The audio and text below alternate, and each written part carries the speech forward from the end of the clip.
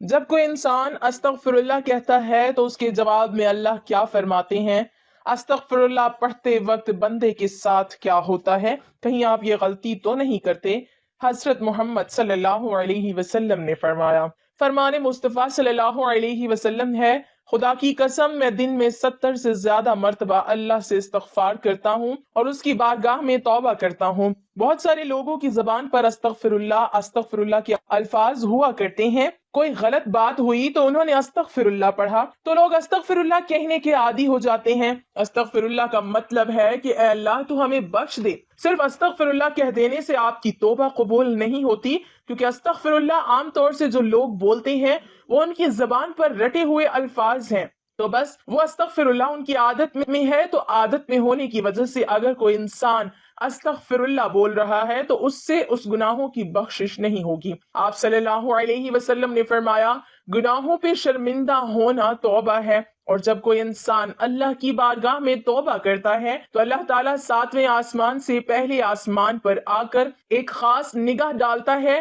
ایک توجہ فرماتا ہے اور بندے سے کہتا ہے، میرے بندے آؤ، میں کب سے تیرے انتظار میں تھا، لوٹ آؤ اپنے رب کی مرضی کی طرف، لوٹ آؤ اپنے رب کی مغفرت کی طرف۔ ایک جگہ اللہ فرماتا ہے، اے لوگو ایسی جنت کی طرف دوڑو جس کی چوڑائی اور لمبائی آسمان و زمین کے برابر ہے، اور اپنے رب کی مغفرت کی طرف دوڑو۔ تو اس لیے جب کوئی بندہ اللہ تعالیٰ کے سامنے توبہ کرتا ہے یا استغفر اللہ پڑھتا ہے تو اللہ تعالیٰ 70 مرتبہ جواب میں اس کو لبیک کہتا ہے۔ ایک شخص تھا، 70 سال تک وہ یا سنم یا سنم یا سنم کہتا رہا، اپنے معبودوں کو پکارتا رہا، تو ایک مرتبہ اس کی زبان پھسلی اور اس کی زبان سے یا سنم کی جگہ یا سمد نکل گیا۔ یا سمد اللہ کا نام ہے جس کا معنی ہے بے نیاز، تو اللہ تعالیٰ نے 70 مرتبہ اس کے جواب میں لبیک کہا۔ ایک روایت میں آتا ہے کہ 70,000 دفعہ اللہ تعالیٰ نے لبیک کہا، یعنی اے میرے بندے تیرا رب حاضر ہے، کیا چاہتا ہے؟ تو فرشتوں نے کہا کہ مولا یہ بندہ تجھے نہیں پکار رہا ہے، یہ تو یا سنم کر رہا تھا، دھوکے سے اس کی زبان سے تیرا نام نکلا، بلکہ یہ تو تجھے جانتا ہی نہیں ہے، یہ تو ساری زندگی یا سنم کرتا رہا۔ تو اللہ تعالیٰ نے فرمایا کہ اے فرشتوں خاموش ہو جاؤ، اور فرمایا کہ مجھے معلوم ہے کہ یہ مجھے نہیں پکار رہا، لیکن دھوکے سے ہی صحیح، لیکن اس نے اپنے معبود حقیقی کو پکارا تو ہے۔ اگر میں نے بھی اس کے سوال پر اس کو جواب نہ دیا تو پھر مجھ میں اور ان میں کیا فرق رہے گا جس کو یہ 70 سال سے پکار رہا ہے۔ کوئی بندہ دھوکے سے بھی رب کو پکارتا ہے تو اللہ تعالیٰ اس کے لیے ثواب بھی لکھتا ہے اور اس کی طرف متوجہ بھی ہو جاتا ہے۔ تو اگر ایسے ہی کسی انسان کی زبان پر استغفر اللہ جیسے الفاظ رہتے ہیں تو یہ بے فائدہ نہیں ہے بلکہ بہت اچھی چیز ہے، اور اگر انسان نے اس نیت سے استغفر اللہ پڑھا کہ اس نے جو گناہ کیے ہیں ان کی معافی مل جائے تو اس کے تمام گناہوں کو اللہ تعالیٰ معاف فرما دیتا ہے۔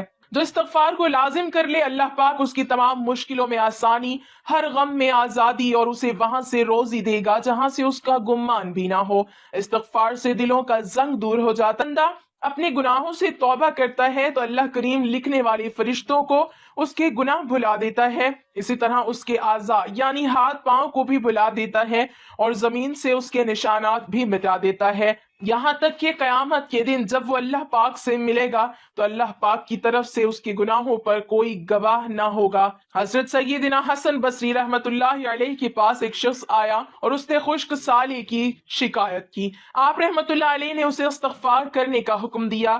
دوسرا شخص آیا، اس نے تنگ دستی کی شکایت کی تو اسے بھی یہی حکم فرمایا۔ پھر تیسرا شخص آیا، اس نے اولاد نہ ہونے کی شکایت کی تو اس سے بھی یہی فرمایا۔ پھر چوتھا شخص آیا، اس نے اپنی زمین کی پیداوار کم ہونے کی شکایت کی تو اس سے بھی یہی فرمایا۔ حضرت ربیع بن صبی رحمت اللہ علیہ وہاں حاضر تھے، انہوں نے عرض کی آپ کے پاس چند لوگ آئے اور انہوں نے مختلف حاجتیں پیش کی، آپ نے سب کو ایک ہی جواب دیا کہ استغفار کرو، تو آپ رحمت اللہ علیہ نے ان کے سامنے یہ آیات پڑھی جن میں استغفار کو بارش، مال، اولاد اور باغات کی عطا ہونے کا سبب فرمایا گیا ہے۔ تو میں نے کہا اپنے رب سے معافی مانگو، بے شک وہ بڑا معاف فرمانے والا ہے، تم پر موسلا دار بارش بھیجے گا اور مال اور بیٹوں سے تمہاری مدد کرے گا اور تمہارے لیے باغ بنا دے گا اور تمہارے لیے نہریں بنائے گا۔ بندہ کسی گناہ کو اللہ تعالیٰ کی نافرمانی جان کر اس کے کرنے پر شرمندہ ہوتے ہوئے رب سے معافی مانگے اور آئندہ کے لیے اس گناہ سے بچنے کا پکا ارادہ کرے اور اس गुनाह की तलाफी के लिए कोशिश करे। मसलन नमाज कजा की थी तो अब अदा भी करेगा, चोरी की थी या रिश्वत ली थी तो बाद तौबा वो माल असल मालिक या उसके वर्सा को वापस करे या मुआफ करवा ले, और अगर असल मालिक या वर्सा ना मिले तो उनकी तरफ से राह खुदा में इस नियत से सदका कर दे कि वो लोग जब मिले और सदका करने पर राजी ना हुए तो अपने पास से उन्हें वापस दूंगा। तौबा इस्तगफार की तमाम तर अहमियत और फजाइल के बावजूद बाद बदनसीब नफ्स और शैतान के बहकावे में आकर तौबा इस्तगफार करने में टाल मटोल से काम लेते हैं। तौबा का मौका मिलना भी बहुत बड़ी सादत की बात है। बहुत से लोगों को तौबा का मौका भी नहीं मिलता और वो बगैर तौबा किए इस दारे फानी से चले जाते हैं। मौत का कोई भरोसा नहीं, इसलिए हमें भी बकसरत तौबा इस्तगफार करनी चाहिए। कुरान मजीद में इरशाद बारी ताला है कि अल्लाह इस्तगफार करने वालों पर रहम की बारिश करता है और उनकी ताकत में इजाफा फरमाता है।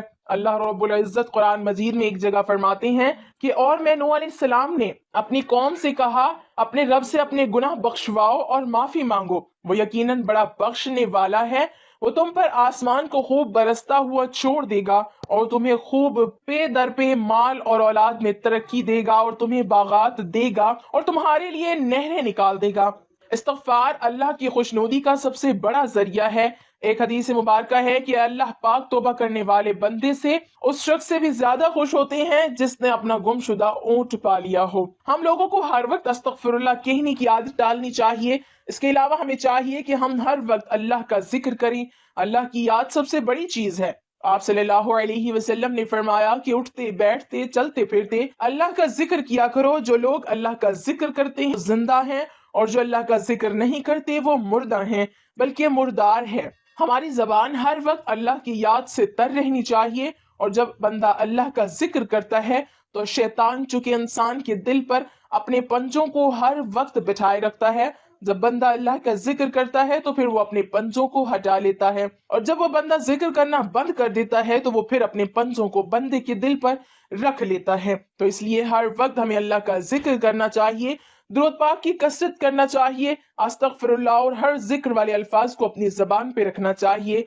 अल्लाह पाक से दुआ है कि हमें गुनाहों से बचने और सच्ची तौबा की तौफीक अता फरमाए, आमीन। नाज़रीन, कमेंट बॉक्स में अल्लाह ताला के 99 नामों में से एक नाम जरूर टाइप